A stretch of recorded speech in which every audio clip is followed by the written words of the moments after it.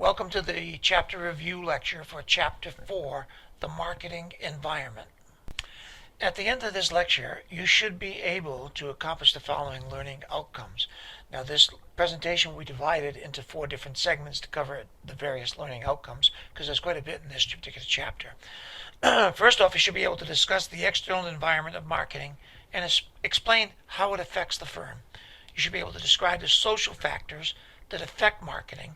Also explain the importance of marketing to marketing managers of current demographic trends, as well as explain the importance to marketing managers of growing ethnic markets. In addition, you should be able to identify consumer and marketer reactions to the state of the economy by looking at key measures that will tell you, what the health of a particular economy is. Identify the impact of technology on a firm, discuss the political and legal environment of marketing, and explain the basics of foreign and domestic competition. So let's start with learning objective 1, discussing the external environment of marketing and explain how it affects the firm. In chapters 1 and 2, we talked about the marketing mix, the unique combination of product, place, distribution, promotion, and price strategies.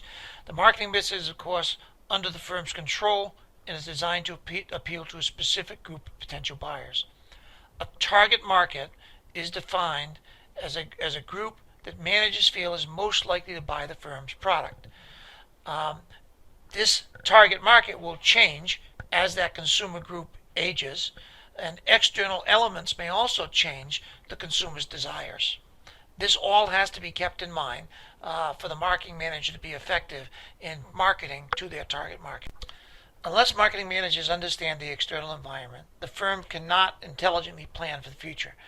This is why many organizations pull together teams of specialists who continually collect and evaluate environmental information, a process called environmental scanning.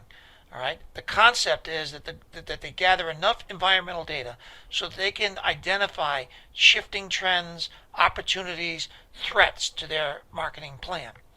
Now, the other aspect of this is that no single business is large enough or powerful enough to create major change in the external environment. Thus, marketing managers are mostly adapters rather than agents of change.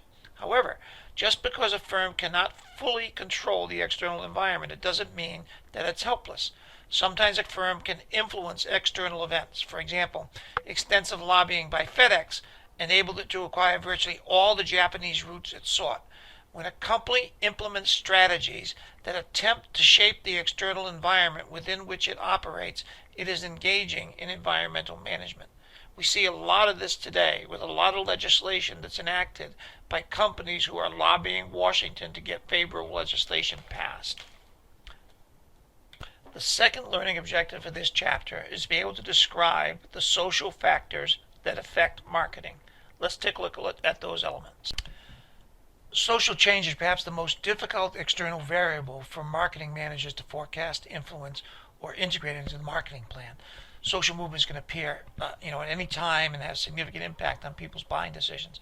Social factors can include attitudes that people have towards a product or a service, values that people embrace, cultural values, lifestyles that people have. And social factors influence the products people buy, the prices they pay for the products, the effectiveness of specific promotions, how, where, and when people expect to purchase products. So that looks like I got a little bit ahead of myself in my presentation, but it reinforces the same point. The social factors that will influence the products people buy, which things you're going to purchase, which ones you're not, the price you're willing to pay for that product, and the effectiveness of specific promotions. Promotions are specifically designed to appeal to our lifestyles, our values, and things that connect us, attitudes, and so forth. And they determine how, where, and when people expect to purchase products. So again, it's a good point to reinforce. Value is something that is strongly held in a kind of an enduring belief. So it's something that's kind of deeply set within our consciousness of our culture. In the United States, for the first 200 years, there are 4 basic values that strongly influence attitudes and lifestyles. Self-sufficiency. We have this vision that every person needs to stand on his or her own 2 feet. Upward mobility. Success is possible for everybody. Anyone should be able to get an education, work hard, and play by the rules. A work ethic, it's hard work, dedication to family, frugality. These are the moral and right things to do. And then conformity. No one should expect to be treated differently from everybody else. So these are the trends that have kind of been bedrock to our culture. Now, what we're now seeing is that there's some new emerging trends, and we have to be conscious of these as we go forward. There's, for example, a trend about getting off the grid. Consumers are pursuing ways to become more self-sufficient. Recently I just renovated my house to get rid of oil, to use less electricity, less oil, more green kind of products in my home, super insulated the house and so forth. Why? Again, because of this principle of getting off the grid. Being meaningfully green. Green initiatives must be distinctive, memorable, and measurable to impact the environment, social, and economic dimensions. So we're looking for meaningful contributions to the green economy. And then ecotech-med. New economic realities are motivating many to take greater steps towards proactive health care rather than getting sick. Okay? So these are the kinds of values that are beginning to emerge in our culture and will have a significant impact on marketers in the future. The other component of this are values. Values tend to influence our buying habits significantly. Our consumers today are very demanding. You're very inquisitive, very discriminating. When we spend our money, we want to know that we're getting value. No longer are people willing to tolerate products that break down. They want high quality goods that save time, energy, and so forth.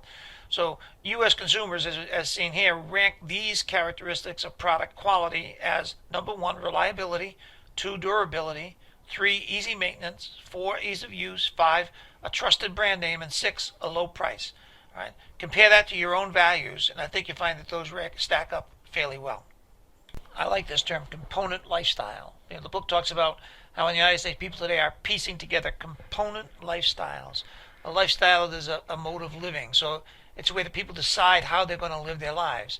And what they're basically saying is people are choosing products and services that meet diverse needs and interests rather than conforming to some traditional stereotype. When I grew up, there was always the image of the house, the white picket fence, the job, the kids, and so forth. A very distinct kind of set of parameters. Today, people have widely varied lifestyles. So you may be, an accountant working in the office. On the weekends, you're riding mountain bikes, you're going surfing, you're doing all kinds of diverse kinds of activities. People have very diverse interests today. So component lifestyles, you never know. Your profession may not really define what you do and who you are. A person can be a banker and also be a gourmet, a fitness enthusiast, a dedicated single parent, an internet guru. It doesn't matter. So we have this concept of component lifestyles, and it's something that that people have to take into account when they're making marketing decisions about how they're going to appeal to different groups. Another aspect of this, component lifestyle is involved because consumers can choose from a growing number of goods and services and must have the money to exercise more options. This has led, probably starting in the 60s and 70s, to the growth of what we call dual income families, which has increased the purchasing power of families. Now, to some degree, even that's being squeezed today, where even the incomes of 2 people is not enough to get by, given the current economic crisis. But right now we see approximately 59% of all females between 16 and 65 years of age are now in the workforce. Working wives bring home 45% of the total family earnings. And the phenomenon of working women has probably had a greater effect on marketing than any other social change. And as women's earnings grow, so do their levels of expertise, experience, and authority. So we see this as an ongoing significant trend and something that's not going to go away soon. Research has shown that the percentage of people who say that they never have enough time to do all that they need to do keeps increasing. It's estimated that over 80% of the working population is worried about having too little time. Over 31% of college-educated male workers are regularly working 50 or more hours a week, up from 22% in 1980. About 40% of American adults get less than 7 hours sleep on weekdays, up from 34% in 2001. Almost 60% of meals are rushed and 34% of lunches are eaten on the run. To manage their scarce time, about 74% of working adults engage in multitasking, doing more than one thing at one time. This is a serious issue, and it's going to be an issue in terms of how we gain access to those individuals in terms of getting marketing information to them and making products more convenient for them to find and to use.